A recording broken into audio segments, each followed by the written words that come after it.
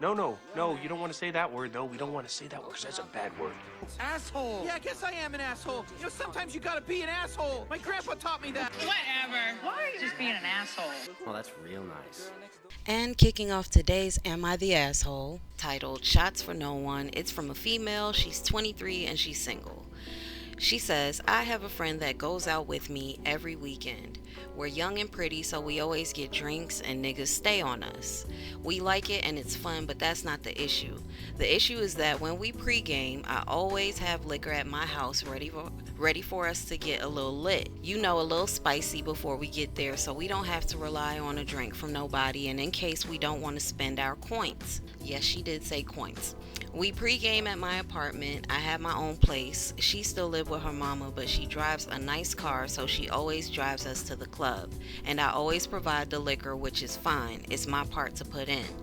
But she wants to go to Miami in the summer, and because she would drive us there, we live in Georgia, it says in parentheses, and pay for gas, and I would pay for the hotel room. But I've been to Miami before, and it ain't cheap, so I asked her, is she gonna bring extra money for spending when we go out?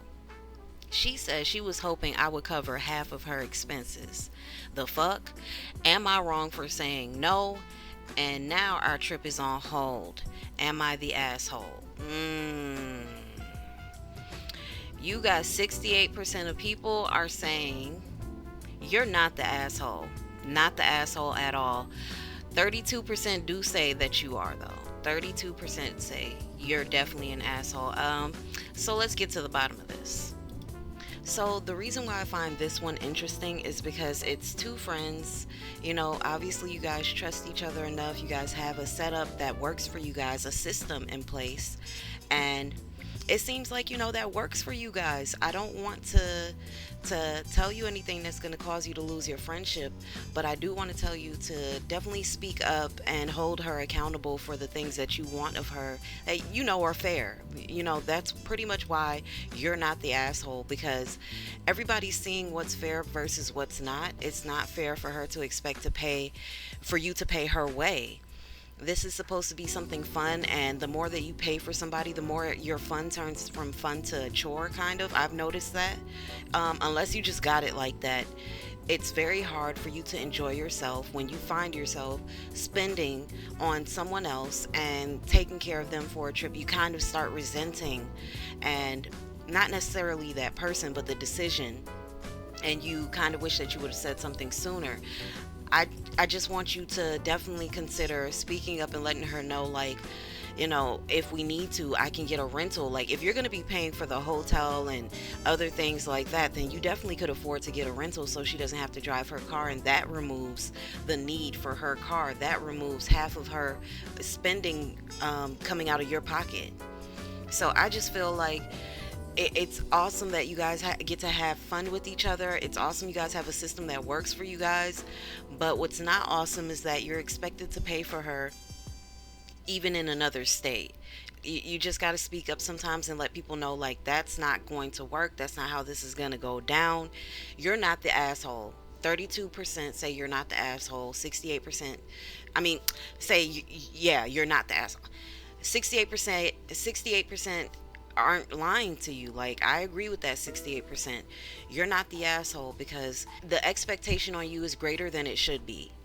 And for her to try and ghost you over you letting her know, like, I don't think that, you know, me covering your expenses is gonna work.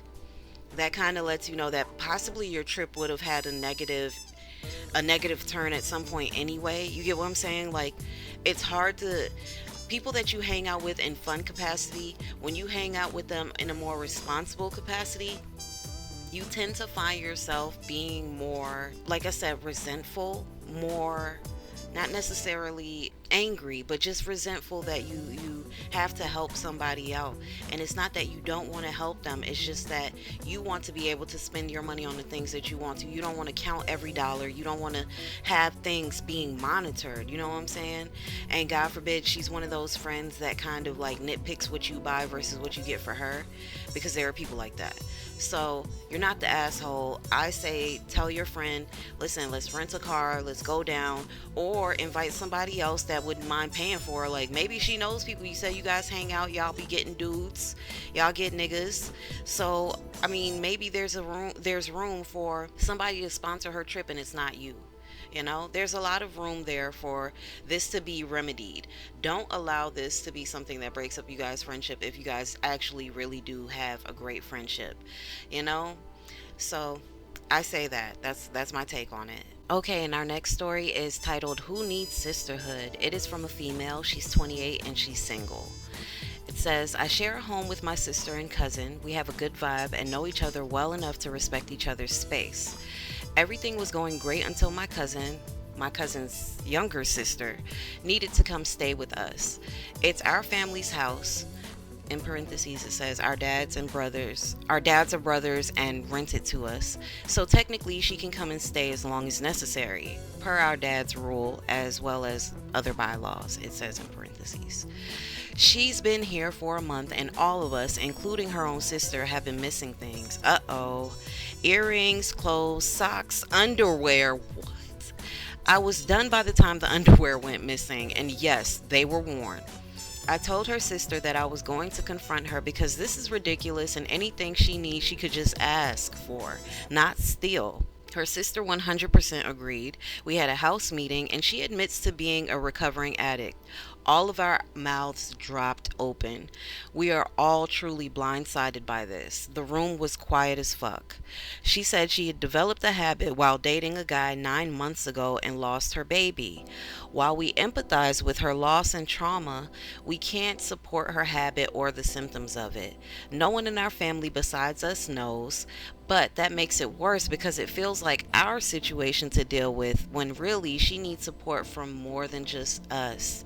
I feel like an enabler. Am I the asshole for wanting her gone? I mean, to rehab, but still gone.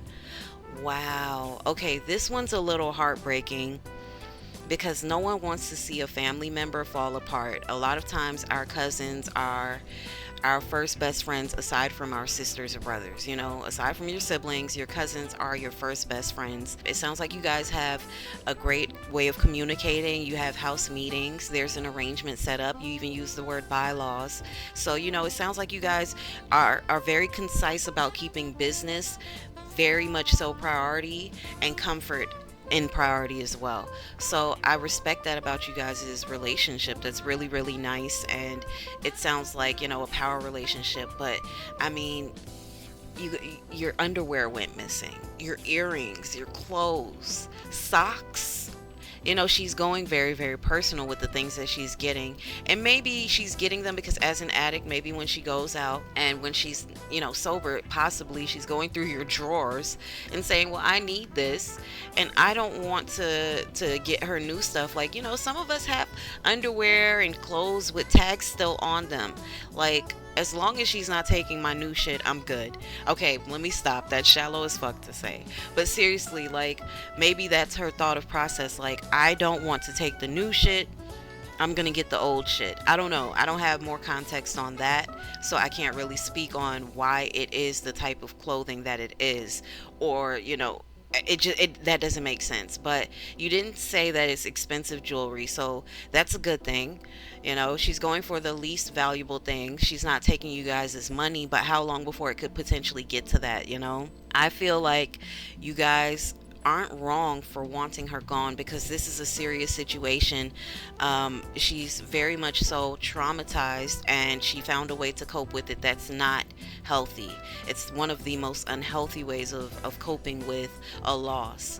And as her family, you are doing the right thing by supporting her going to rehab. You guys just got to make sure she goes. You have to make sure that if you want to go as far as having an intervention, you do that and you let her know why it's imperative for her to get this help, because nobody wants to feel like you're just preaching to somebody, but no one also wants to be stolen from, you know? I'm not telling you to be the hall monitor of your home and constantly take inventory of what the fuck y'all are missing from what you guys have, but you might need to think about seriously having an intervention so that your uncles, your aunts, you know, the relatives that are dire to this situation and have the closer relationship with her can give her the impression and the influence to go, because it's been a lot of build up for her. It sounds like it's been a snowball effect for her, and you don't know how far it could go next.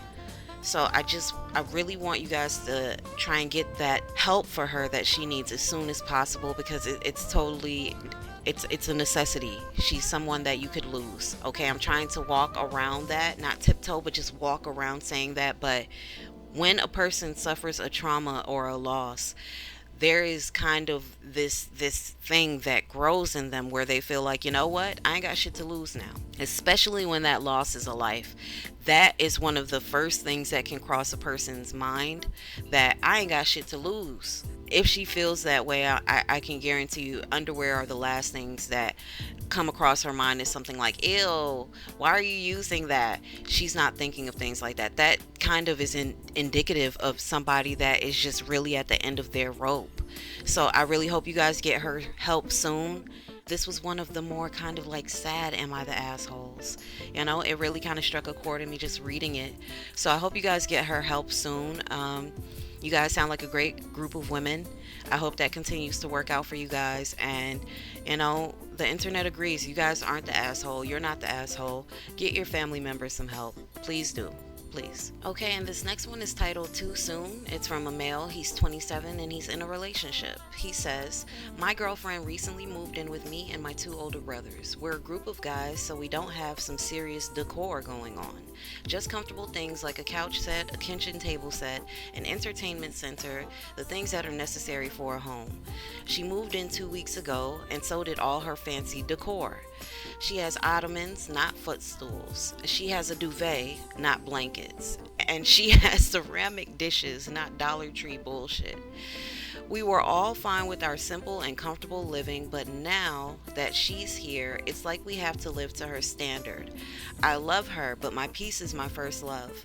I already had my doubts to begin with and kinda only did it for her. My brothers support my decision, but they said we need her for the rent. My gosh.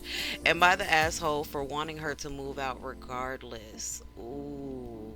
That one's a difficult one. You definitely left the internet torn with that one, with 51% saying you're not the asshole, 49% saying you are. Okay, so what's interesting about this is living with someone is totally different from just dating them, because when you are not with that person that you're just dating, you just miss them. You know, you're able to romanticize and fantasize what they're like if you are to live with them, because this is the representative that you have of them in your mind, of course. You know, whoever they're allowing themselves to be with you, and what your mind comes up with tends to be what you imagine your life would be with the person. Then boom, you move in and you're smack dead wrong. It's the tale old story. It really is. I hate to be the one to tell you, but it just kind of sounded doomed from the first sentence of, you know, your girlfriend moved in with you and your two older brothers. Let's just start there. I don't think that, and I'm speaking for myself, although the internet has its own mind, I am speaking for myself when I say I don't think that any woman should move in with a man and two other men. That's very sticky, because that's two other opinions, two other, you know, masculine energy that machismo is real. And let's just put it out there, some men act different when they have women around. Some men turn into showboaters, some men they kind of retreat and just watch and see what the woman does, and some men they teeter on both. So let's just be real, it could be a catastrophe to be in a household with 3 men all the friggin' time. Like, where the fuck are you gonna go when you need your peace, sis? I don't think that, I feel like it's doing you a favor for you to move out. Like, just, I'm talking to a homegirl right now, because I'm gonna get to you. I noticed that, you know, you're not really sounding like you respect the fact that she has all of this decor. So I'm gonna get to you, but sis, Don't ever move in with that much male energy that's not your family. And even with family, it can still be just too much. That's like, a male moving in with 3 women. It's a lot of female energy. A male has a better chance of surviving than a woman does with 3 men. That's just my take on it. It's not changing. I'm sorry, it's not changing. It makes me feel like I have to be protective for her.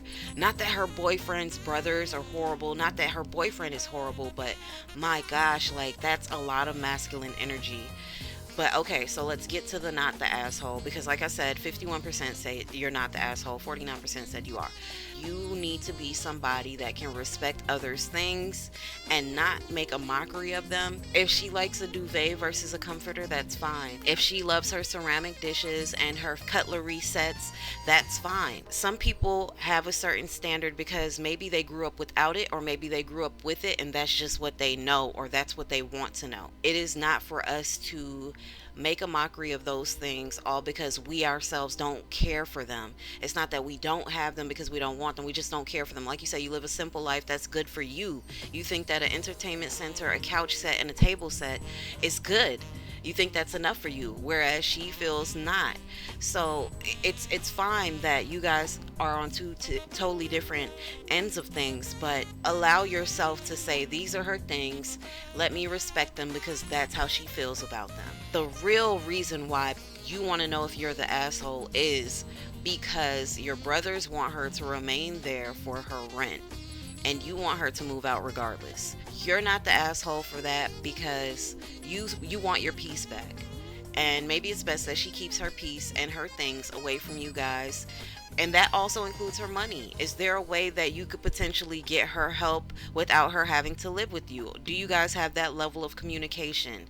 Do you guys have anything set? Find some way to supplement between the 3 of you. Like, I don't feel like it's fair to put a monetary value on someone only because that's what you need them for. That's what the economy's turning to anyway, where, if you can't put money in my hand for what you're doing or what you need done, then you're not getting it done. That's going to cause a lot of friction in the world as it progresses.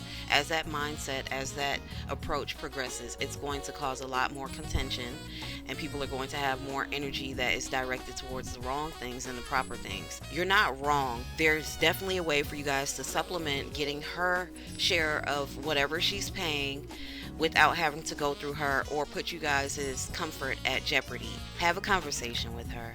Let her know. Like, seriously, she never said she was uncomfortable. I'm pretty sure you guys being together, y'all have been around each other's family enough.